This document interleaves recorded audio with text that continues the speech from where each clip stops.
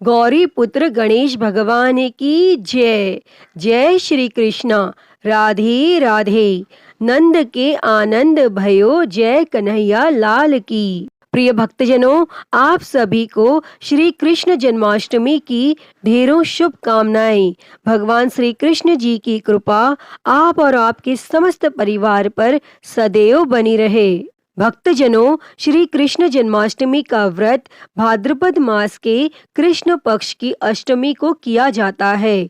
कृष्ण जन्माष्टमी को भगवान श्री कृष्ण के जन्मोत्सव के रूप में मनाया जाता है। भगवान श्री कृष्ण जी का जन्म भाद्रपद मास के कृष्ण पक्ष की अष्टमी बुधवार को रोहिणी नक्षत्र में अर्धरात्रि के समय वृष के चंद्रमा में हुआ था और इस व्रत को करने तथा इसकी कथा को सुनने से पापों का नाश होता है और सुख सौभाग्य में वृद्धि होती है। तो भक्तजनों, आज हम इस वीडियो में भगवान श्री कृष्ण जन्माष्टमी की बड़ी ही दुर्लभ कथा को सुनेंगे। तो आप सभी भक्तजन इस कथा को बड़ी ही श्रद्धा, ध्यान पूर्वक और प्रसन्न चित्त मन से पूरा अवश्य सुनिएगा। तो सभी प्रेम से बोलिए, भगवान श्री कृष्ण जी की जय। राधे राधे। भक्तजनों, जन्माष्टमी की कथा सुनने से पहले आइए सुनते हैं यशोदा माता और बाल गोपाल की बड़ी ही सुंदर कथा। एक बार की बात है, यशोदा माता प्रभु श्री कृष्ण जी की शैतानियों से तंग आ गई और छड़ी लेकर भगवान श्री कृष्ण जी की ओर दौड़ी। और जब प्रभु ने अपनी मैया को क्रोध में देखा तो वह अपना बचाव करने के लिए भागने लगे और भागते भागते श्री कृष्ण जी एक कुम्हार के पास पहुँचे। लेकिन कुम्हार तो अपनी मिट्टी के घड़े बनाने में व्यस्त था। लेकिन जैसे ही कुम्हार ने भगवान श्री कृष्ण जी को देखा तो वह बहुत प्रसन्न हुआ और कुम्हार जानता था कि श्री कृष्ण साक्षात परमेश्वर हैं। तब प्रभु ने कुम्हार से कहा कि हे कुम्हार, आज मेरी मैया मुझ पर बहुत क्रोधित है। मेरी मैया छड़ी लेकर मेरे पीछे पीछे आ रही है। आप मुझे कहीं पर छुपा लो। तब कुम्हार ने श्री कृष्ण जी को एक बड़े से मटके के नीचे छुपा दिया। तब कुछ ही क्षणों में माता यशोदा भी वहां पर आ गईं और कुम्हार से पूछने लगी, क्यों रे कुम्हार, तूने मेरे कन्हैया को कहीं देखा है क्या? तब कुम्हार ने कह दिया कि नहीं माता, मैंने आपके कन्हैया को कहीं नहीं देखा है। और भगवान श्री कृष्ण जी ये सारी बातें बड़े से घड़े के नीचे छुपकर सुन रहे थे और मैया तो वहां से चली गई।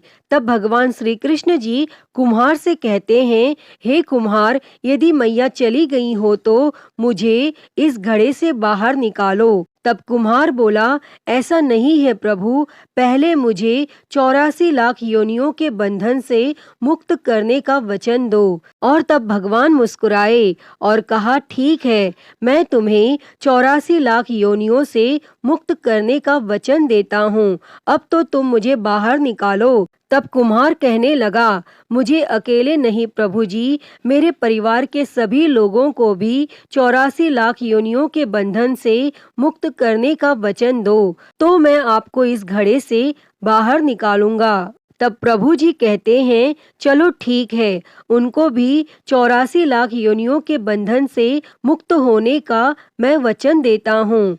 अब तो तुम मुझे घड़े से बाहर निकालो। लेकिन अब कुम्हार कहता है, बस प्रभु जी, एक विनती और है, उसे भी पूरा करने का वचन दे दो तो मैं आपको घड़े से बाहर निकाल दूंगा। तब भगवान बोले, वह भी बता दो, क्या कहना चाहते हो? तब कुम्हार कहने लगा, प्रभु जी, जिस घड़े के नीचे आप छुपे हो उसकी मिट्टी मेरे बैलों के ऊपर लाद के लाई गई है।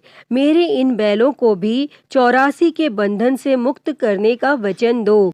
तब भगवान ने कुम्हार के प्रेम पर प्रसन्न होकर उन बैलों को भी 84 के बंधन से मुक्त होने का वचन दिया। तब प्रभु बोले, अब तो तुम्हारी सब इच्छा पूरी हो गई है, अब तो तुम मुझे घड़े से बाहर निकाल दो। लेकिन अब कुम्हार फिर से कहता है, अभी नहीं भगवान, बस एक अंतिम इच्छा और है, उसे भी पूरा कर दीजिए। और वह यह है कि जो भी प्राणी हम दोनों के बीच के संवाद को सुनेगा उसे भी आप 84 लाख योनियों के बंधन से मुक्त करोगे।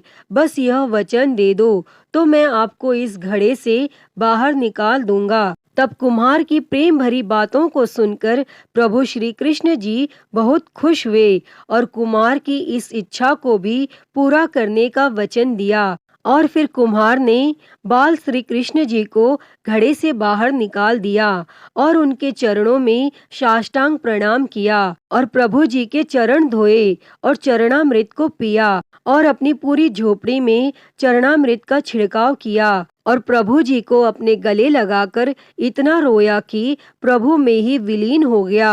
भक्तजनों, जो बाल श्री कृष्ण जी 7 कोस लंबे चौड़े गोवर्धन पर्वत को अपनी एक उंगली से उठा सकते हैं तो क्या वे एक घड़े को नहीं उठा सकते थे? लेकिन बिना प्रेम के कोई कितने भी यज्ञ करें, कितना भी दान करें, चाहे कितनी भी भक्ति करें, लेकिन जब तक मन में प्राणी मात्र के लिए प्रेम नहीं होगा तब तक प्रभु श्री कृष्ण जी नहीं मिल सकते।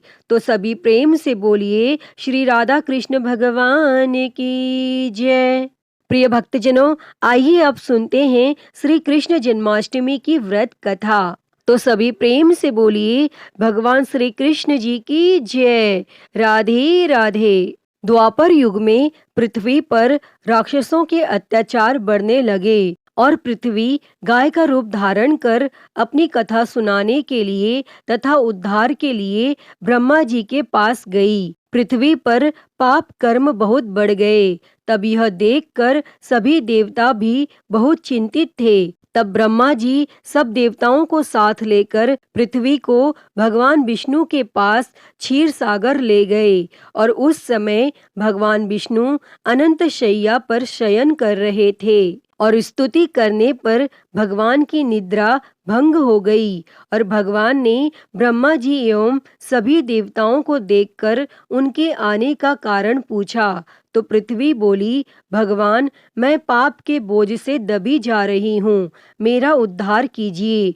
और यह सुनकर भगवान विष्णु उन्हें आश्वस्त करते हुए बोले, चिंता न करें, मैं नर अवतार लेकर पृथ्वी पर आऊंगा और इसे पापों से मुक्ति प्रदान करूंगा। और मेरे अवतार लेने से पहले कश्यप मुनि मथुरा के यदुकुल में जन्म लेकर वासुदेव नाम से प्रसिद्ध होंगे और मैं ब्रजमंडल में वासुदेव की पत्नी देवकी के गर्भ से कृष्ण के रूप में जन्म लूंगा और उनकी दूसरी पत्नी के गर्भ से मेरी सवारी शेषनाग बलराम के रूप में उत्पन्न होंगे और तुम सब देवतागण ब्रजभूमि में जाकर यदुवंश में अपना शरीर धारण कर लो। कुरुक्षेत्र के मैदान में मैं पापी क्षत्रियों का संहार कर पृथ्वी को पापों से भार मुक्त करूंगा। और इतना कहकर अंतर ध्यान हो गए।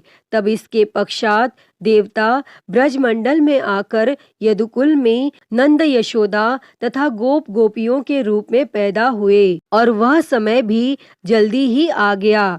द्वापर युग के अंत में मथुरा में ययाति वंश के राजा उग्रसेन राज्य करता था और राजा उग्रसेन के पुत्रों में सबसे बड़ा पुत्र कंस था। देवकी का जन्म उन्हीं के यहाँ हुआ और इस तरह देवकी का जन्म कंस की चचेरी बहन के रूप में हुआ और कंस ने उग्रसेन को बलपूर्वक सिंहासन से उतारकर जेल में डाल दिया और स्वयं राजा बन गया। और इधर कश्यप ऋषि का जन्म राजा शूरसेन के पुत्र वसुदेव के रूप में हुआ और कालांतर में देवकी का विवाह यदुकुल में वसुदेव के साथ संपन्न हुआ। कंस देवकी से बहुत स्नेह करता था, पर जब कंस देवकी को उसके विवाह उपरांत विदा करने के लिए रथ के साथ जा रहा था तो आकाशवाणी हुई कि हे कंस, जिस देवकी को तू बड़े प्रेम से विदा करने जा रहा है उसका 8वां पुत्र तेरा संहार करेगा। और यह आकाशवाणी की बात सुनकर कंस क्रोध से भरकर देवकी को मारने को उद्यत हो गया। तब उसने सोचा, न देवकी रहेगी और न ही उसका पुत्र होगा। और इस घटना से चारों तरफ हाहाकार मच गया। अनेक योद्धा वसुदेव का साथ देने के लिए तैयार हो गए, पर वसुदेव युद्ध नहीं चाहते थे। वासुदेव जी ने कंस को समझाया कि तुम्हें देवकी से तो कोई भय नहीं है। देवकी की 8वीं संतान मैं तुम्हें सौंप दूंगा और तब तुम्हारे समझ में जो आए उसके साथ वैसा ही व्यवहार करना। तब उनके समझाने पर कंस का गुस्सा शांत हो गया और वसुदेव जी झूठ नहीं बोलते थे और कंस ने वसुदेव जी की बात स्वीकार कर ली। पर उसने वसुदेव और देवकी को कारागार में बंद कर दिया और सख्त पहरा लगवा दिया। तत्काल नारद जी वहां पहुंचे और कंस से बोले कि यह कैसे पता चला कि 8वां गर्भ कौन सा होगा, गिनती प्रथम से या अंतिम गर्भ से शुरू होगा। तब कंस ने नारद जी के परामर्श पर देवकी के गर्भ से उत्पन्न होने वाले समस्त बालकों को मारने का निश्चय कर लिया। और जैसे ही देवकी ने प्रथम पुत्र को जन्म दिया, वसुदेव ने उसे कंस के हवाले कर दिया और कंस ने उसे चट्टान पर पटक कर मार डाला। और इस प्रकार एक एक करके कंस ने देवकी के 7 बालकों को निर्दयता पूर्वक मार डाला। और भाद्रपद के कृष्ण पक्ष की अष्टमी को रोहिणी नक्षत्र में श्री कृष्ण का जन्म हुआ और उनके जन्म लेते ही जेल की कोठरी में प्रकाश फैल गया और वासुदेव देवकी के सामने शंख, चक्र, गदा एवं पद्मधारी चतुर्भुज भगवान ने अपना रूप प्रकट कर कहा, अब मैं बालक का रूप धारण करता हूँ। तुम मुझे तत्काल गोकुल में नंद के यहाँ पहुँचा दो और उनकी अभी अभी जन्मी कन्या को लाकर कंस को सौंप दो। और तत्काल ही वसुदेव जी की हथकड़ियाँ खुल गईं और दरवाजे अपने आप खुल गए, पहरेदार सो गए। तब वासुदेव जी भगवान श्री कृष्ण को सूप में रखकर गोकुल को चल दिए और रास्ते में यमुना श्री कृष्ण के चरणों को स्पर्श करने के लिए बढ़ने लगी। तब भगवान ने अपने पैर लटका दिए। चरण छूने के बाद यमुना घट गई और वासुदेव जी ने यमुना पार कर गोकुल में नंद के यहाँ गए और बालक कृष्ण जी को यशोदा जी के बगल में सुलाकर कन्या को लेकर वापस कंस के कारागार में आ गए और जेल के दरवाजे पूर्वतः बंद हो गए और वासुदेव जी के हाथों में हथकड़ियां पड़ गईं और पहरेदार जाग गए। तब कन्या के रोने पर कंस को खबर दी गई। तब कंस ने कारागार में जाकर कन्या को लेकर पत्थर पर पटक कर मारना चाहा, परंतु वह कंस के हाथों से छूटकर आकाश में उड़ गई और देवी का रूप धारण कर बोली, हे कंस, मुझे मारने से क्या लाभ? तेरा शत्रु तो गोकुल में पहुंच चुका है। और यह दृश्य देखकर कंस हतप्रभ और व्याकुल हो गया। कंस ने श्री कृष्ण को मारने के लिए अनेक दैत्य भेजे और भगवान श्री कृष्ण ने अपनी अलौकिक माया से सारे दैत्यों को मार डाला और बड़े होने पर कंस को मारकर उग्रसेन जी को राजगद्दी पर बैठाया। और भगवान श्री कृष्ण के जन्म की इस पुण्य तिथि को तभी से सारे देश में बड़े हर्षो उल्लास से जन्माष्टमी के रूप में मनाया जाता है। अतः हे भगवान श्री कृष्ण जी, इस कथा को कहते, सुनते और हुंकारा भरते सभी पर अपनी कृपा सदैव बनाए रखना। तो सभी प्रेम से बोलिए, जय श्री कृष्ण, राधे राधे। प्रिय भक्तजनों, आइए अब सुनते हैं हर व्रत कथा के साथ पढ़ी और सुनी जाने वाली एक पौराणिक लोक कथा।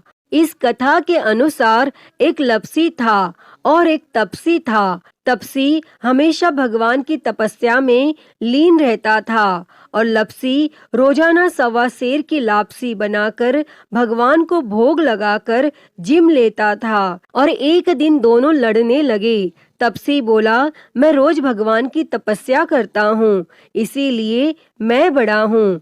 लपसी बोला, मैं रोज भगवान को 1.25 सेर लापसी का भोग लगाता हूँ, इसीलिए मैं बड़ा हूँ। तब उसी समय नारद जी वहां से गुजर रहे थे और दोनों को लड़ता देखकर तब उनसे पूछा कि तुम क्यों लड़ रहे हो। तब तपसी ने खुद के बड़ा होने का कारण बताया और लपसी ने अपना कारण बताया। तब नारद जी बोले, तुम्हारा फैसला मैं कर दूंगा।